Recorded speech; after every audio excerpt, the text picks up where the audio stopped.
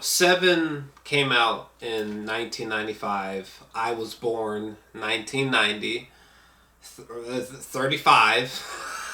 I almost said 34. 35 years old, okay? I I've loved Seven since the DVD VHS days, okay? Seven is a evil, grim masterpiece. Literally, the imagery right here, it's from today, okay? So after today, it was gonna leave theaters. There's a remaster of Seven in theaters. It first played in IMAX. I caught it twice at the Alamo Draft House. Their film prints are incredible. Okay, and I saw it for a second time, final time in theaters tonight. Currently, anyways, and I first off, the film is shot in 35 millimeter, which that onto itself is just a revelation, and the acting. The acting is outstanding. It's stellar. The cast is just expertly picked, and the execution from them is perfect. The music is from Howard Shore. Howard Shore is on the mix. Okay, he did the music for so many great things. I think that The Incredibles. Definitely the Lord of the Rings trilogy, which is just incredibly. I love the Lord of the Rings trilogy. It's the greatest fantasy films ever created. The best fantasy film. It's the best film trilogy ever made, and I just. Oh my God! I saw this movie a few days ago, something like that, and it had been like 15 plus years since I had seen this movie. Okay, again, DVD VHS days, and I just seeing this on the big screen rearranged my brain, the algorithm, my mental algorithm, like cinematically, it just, I don't know. And I gotta take something back. I love, was it Old Boy? I love Old Boy. It's a Korean masterpiece, but for the longest time I was like, you know what, Old Boy has the evilest cinematic ending, but no. The evilest, the most sinister cinematic ending belongs to Seven from David Fincher, the film god, David Fincher. I just the ending to this movie is genuinely uber creepy. Okay. The ending to this movie is genuinely shocking, shocking, unpredictable, unless you spoiled yourself prior. I just, the ending, it's funny. I got a message, from my buddy Randy, and he was like, that's a rough movie. And I was like, that's kind of a perfect description. It is a rough movie. Like the moment where they're in his apartment, right? John Doe, and the phone starts ringing, right? And like it's such a tense moment, and Brad Pitt's just like just hunting for the. He's just hunting for the phone, and God, the tension in this movie is so real.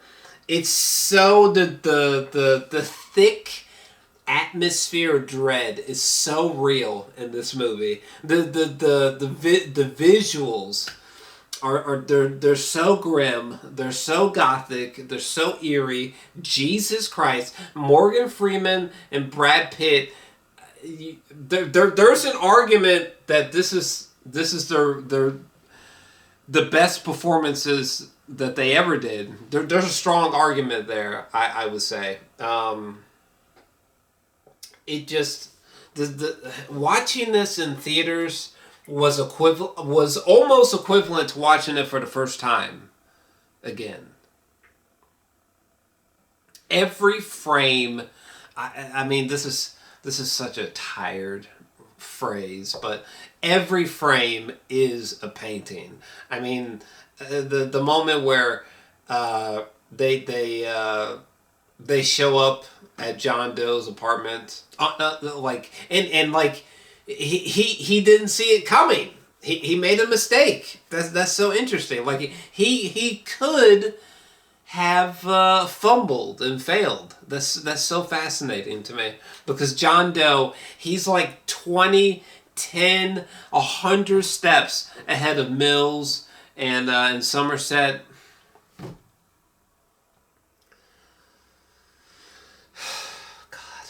Oh God. Oh God. But oh God.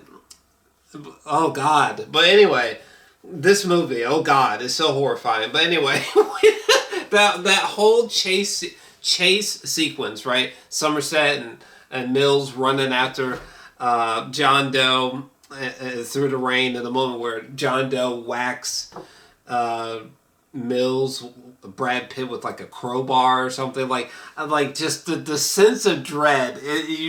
You feel so bad. You feel so bad for Mills. You feel so bad. Oh my God, the moment Tracy is so just a sweetheart, just warm and just loving. That's all that we get from her. My God. Oh my God. That's all that we get from her. Jesus Christ. And this is back when Gwyneth Paltrow was bad as hell, cute as hell, pick one. It just, I can't believe he did them like that, dog. John Doe, I cannot believe he did them like that. I cannot believe he did her like that. She seems so kind. That moment where she calls.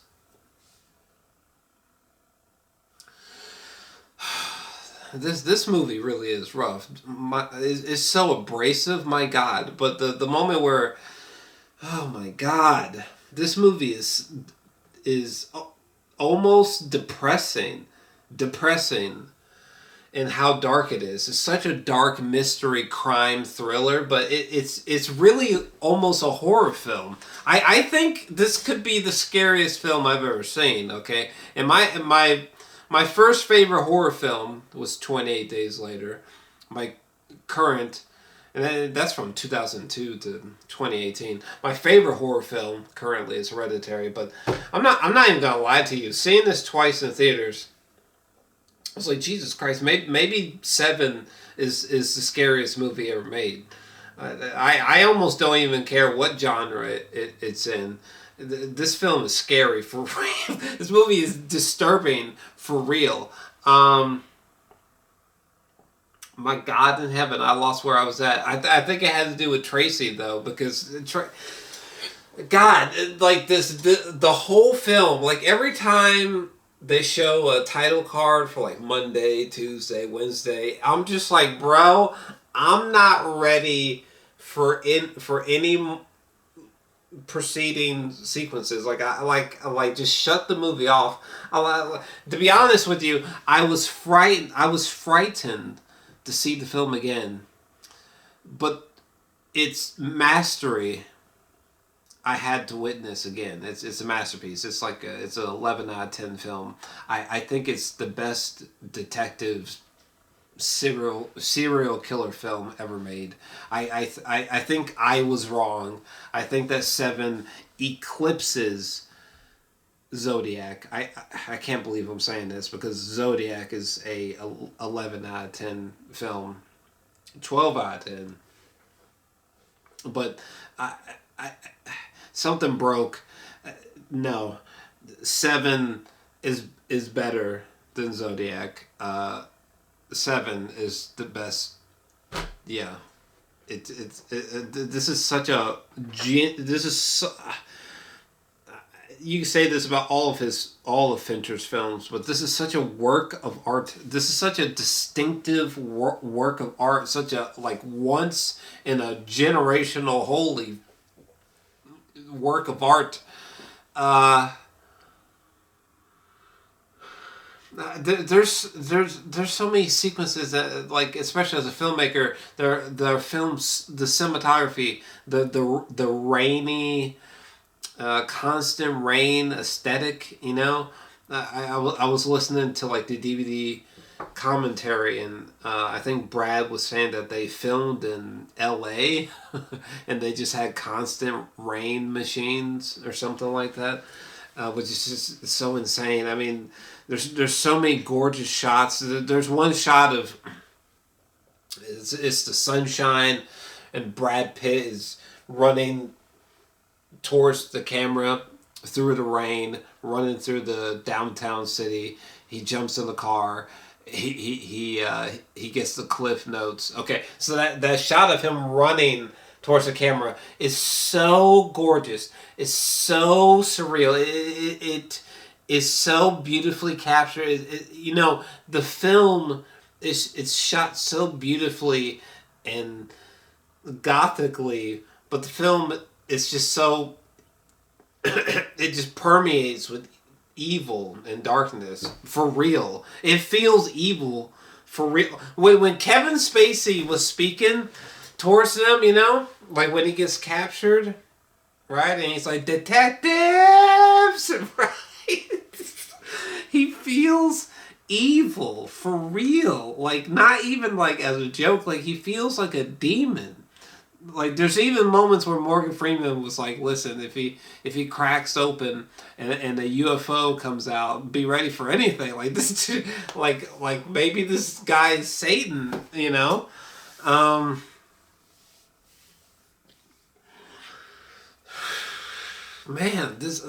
man. This is the type of movie that's like we all need to just be good people because woo boy, oh my god, that moment where Morgan Freeman where he's at the library and he goes to rent out like God, like Dante's Inferno and stuff like that, and we see the that one corpse holding like a decapitated head, right? Through Gustavo Dor's artwork, you know. The foreshadowing. Tracy.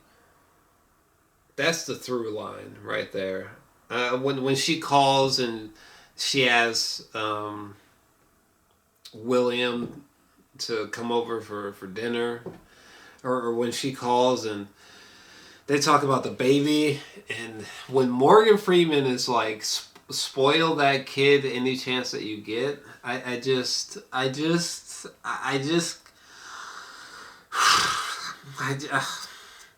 Jesus Christ, and never mind all the seven sins. Like, it's interesting that we see the aftermath of the murders, you know? It's almost more horrifying than witnessing the murder. This movie is legitimately horrifying. Jesus Christ. The constant raining. Like when Brad Pitt, when he was going through his cliff notes and he just left the window open. I'm just like Jesus Christ, you're just letting in the rain. And it's just everywhere, and just everything just looks so sickly lighted and God, the seven or the six, whatever, the five corpses, whatever. I think it's the five corpses. You know, gluttony, greed.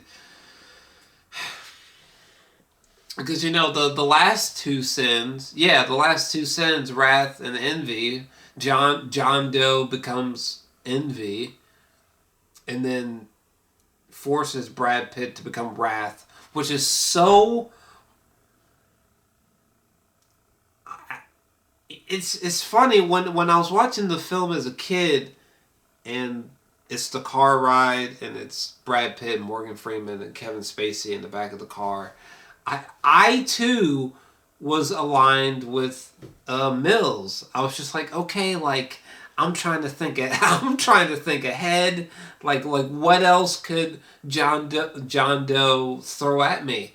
And for the love of God, the script, it just outsmarts you, and the ending is truly scathing and too much and depressing and genuinely scary from that. It's genuinely scary. It's so disturbing. And I mean, when Morgan Freeman looks in the box in that soundtrack, I'll never forget that song. And when he's running to Mills and he's telling him to throw his gun away, and the way that Kevin Spacey is talking to Brad Pitt, and Brad Pitt's reactions from then on out to the end credits is genuinely some of the most heartbreaking emotional moments I've ever seen on celluloid. It's remarkable. It's I mean, it's it's become a meme now, him being like, what's in the box, you lie. That's such a great line delivery. You lie. You're a effing liar. Shut up. Sorry, the YouTube algorithm has gotten more aggressive in today's time. I can't curse as freely as I used to. But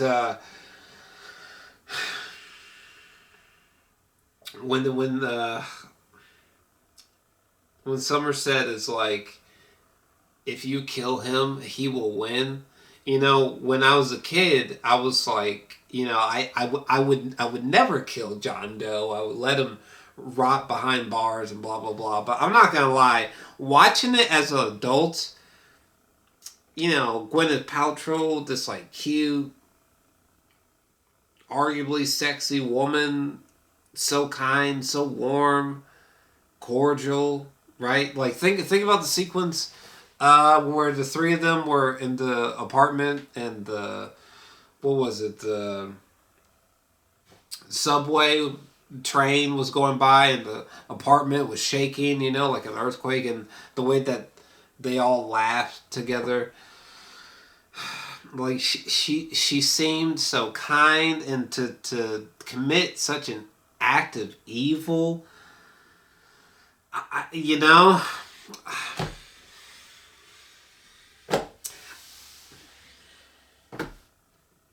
I probably would have shot him. I'm not gonna lie to you. Like, I just, it's just, oh my god, it's. I mean, well, I shouldn't say that. Hopefully you wouldn't, but it's God. Especially when Kevin Spacey was like, oh, he didn't know.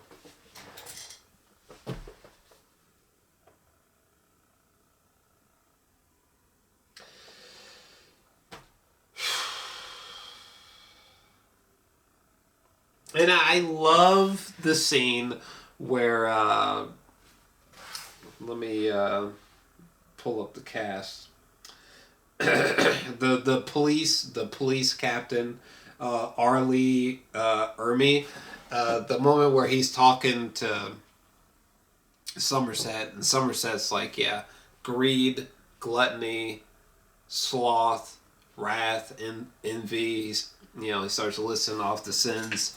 That line delivery from Morgan Freeman is so gold. I just everyone, the performances are they're just pinpoint accurate. It's the sound design.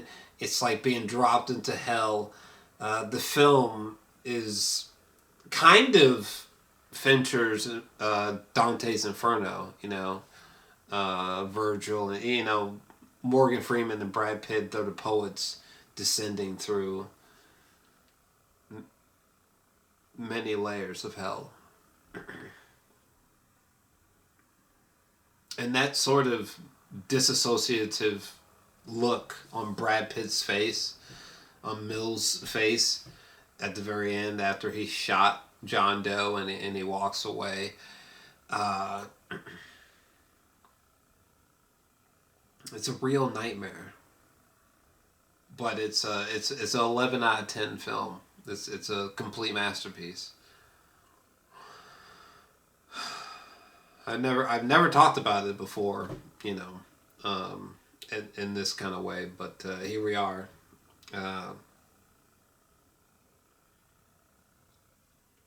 I think it's better than Zodiac.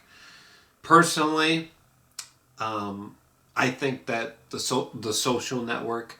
I think the Social Network is David Fincher's best film, personally. But I do now have to say that I think that Seven is David Fincher's second best film of all time. And I don't know that anything can really change that top two for me personally.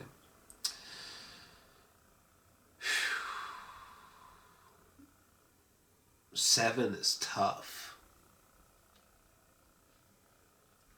The last words that Morgan Freeman says,